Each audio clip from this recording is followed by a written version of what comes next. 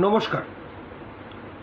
অনেকে জানতে চেয়েছেন যে তার টেনেন্ট বহুদিন ধরে ঘর বন্ধ করে অন্য জায়গায় ফ্ল্যাট নিয়ে চলে গেছে, বা টেনেন্ট ব্যবসা করছিলেন, দোকান বন্ধ করে অন্য জায়গায় চলে গেছে, বহুদিন ধরে দোকান বন্ধ, সেক্ষেত্রে কি করা যাবে? এ নিয়ে আমি আগেও ডিসকাশন করেছি। প্রথমেই বলে রাখি যে আপনাদের যেটা করতে হবে, টেনেন্টের যদি ওখানে ইলেকট্রিসিটি মিটার থাকে বা ইলেকট্রিক বিল আসে, সেই বিলগুলো আপনাকে কালেকশান করে নিতে হবে, অথবা সেই বিল থেকে আপনি ওদের কনজিউমার নাম্বার পাবেন, আইডি নাম্বার পাবেন, সেগুলো আপনি আপনার অনলাইন সার্ভিসের মাধ্যমে কোন কোন মাসে কত বিল হচ্ছে সেগুলো আপনি জানতে পারবেন। লাস্ট 1 বছর বা 2 বছরের বিল আপনি কালেকশান করে রাখুন।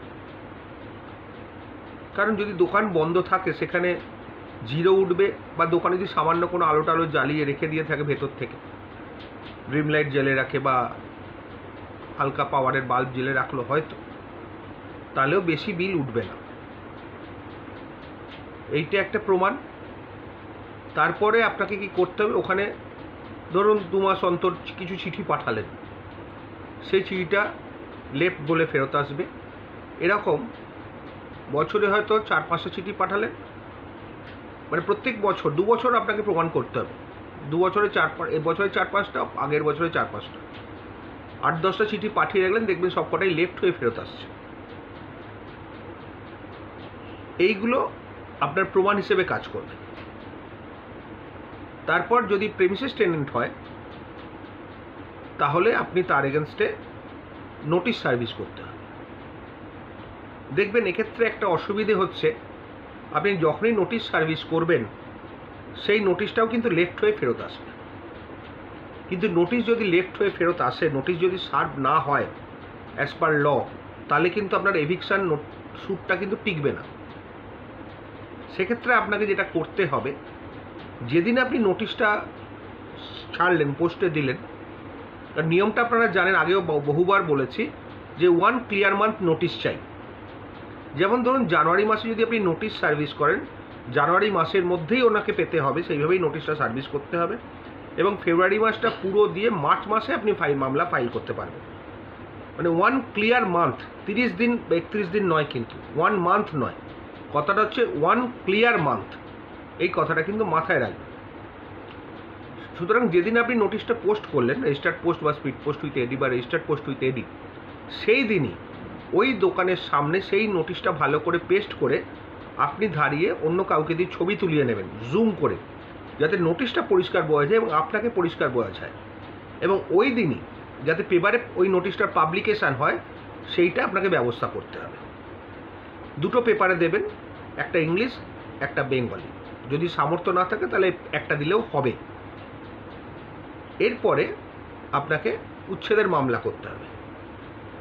উচ্ছেদের মামলা করলে সমনটা যথারীতি আবার সেই লেফট বলেই ফেরত আসবে, বেলিফও যাবে, বেলিফও সেই লেফট বলবে বা দোকান বন্ধ বলে ফেরত আনবে। এটাও কিন্তু আপনার একটা প্রমাণ হিসেবে ট্রিট হবে।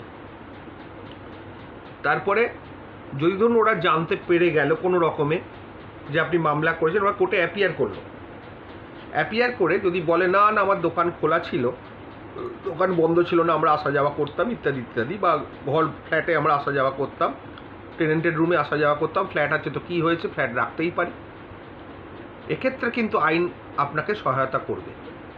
কারণ আপনি 2 বছর প্রমাণ করতে পারবেন যে ওরা ঘরে ছিল না, ঘর বন্ধ রেখেছিল, বা ওরা বসবাস করেনি। কারণ আপনার কাছে যে প্রমাণগুলো অলরেডি চলে এসছে সেইগুলো আর ডিনাই করা যাবে না। মামলা ফাইল করার পর যদি ওরা ঘর খোলে, সেটা কোনো গ্রাউন্ড হবে না, কিন্তু মানে ডিফেন্ডেন্টদের কোনো সাহায্য করবে না মামলা ফাইল হওয়ার পর ঘর খুললে। কারণ অলরেডি আপনি ওই গ্রাউন্ডটাকে অ্যাবজর্ব করে নিয়েছেন, ওই গ্রাউন্ডের ওপর আপনি মামলা ফাইল করে দিয়েছেন। যদি একবার মামলা ফাইল করে দেন, সাবসিকুয়েন্ট ইভেন্ট এখানের কাজে লাগবে না, এবং সেই মামলায় আপনার জয় কিন্তু নিশ্চিত। শুধু নোটিশটা ঠিক মতো সার্ভ হওয়া চাই, সমনটা ঠিক মতো সার্ভ হওয়া চাই। আর কোর্ট অনেক সময় বলতে পারে যে পেপার পাবলিকেশান করতে সমন এসারটা, সেটা আপনারা করতেই পারেন। তাতে দেখবেন আপনারা কিন্তু জিতে যাবেন। এটুকু আপনাকে আমি বলে দিতে পারি। এরা বহু ক্ষেত্রে আমার হাত দিয়েই অনেক ক্লায়েন্ট জিতেছেন, কিন্তু এই প্রমাণটা থাকা দরকার। 2 বছর নেই, এই প্রমাণটা কিন্তু আপনার কথা। আপনি চোখের সামনে দেখছেন বন্ধ, অথচ আপনি কোনো চেষ্টা করলেন না প্রমাণ রাখার বা প্রমাণ করার, তাহলে কিন্তু এক্সপার্টি হলেও হেরে যাবে। অনেকে এক্সপার্টিতেও মামলা হেরে যায়। অনেকে মনে করেন এক্সপার্টি হয়ে গেল তার মানে জিতে যাব না। আপনি যদি প্রমাণ কোর্টের কাছে করতে না পারেন তাহলে কিন্তু কোর্টও আপনাকে সহায়তা করবে না। কারণ এক্সপার্টির ক্ষেত্রে কোর্ট কিন্তু মোর ভিজিল্যান্ট থাকে এবং অ্যাক্ট অ্যাজ এন ডিফেন্ডেন্ট।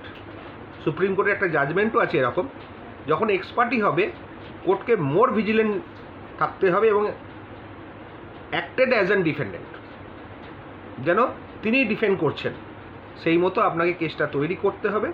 এবং আশা করি আপনারা জিতবেন, কারণ আমার হাতে এরকম অনেক জয় পেয়েছেন। তারা আমাকে ধন্যবাদও জানিয়েছেন, জেতার পরে মিষ্টিও খাইয়েছেন। যাক, আপনাদের যদি কাজে লাগে আমার সাজেশান, আমি উপকৃত হব এবং আপনাদেরও ভালো লাগবে, আমারও ভালো লাগবে। ভালো থাকবে।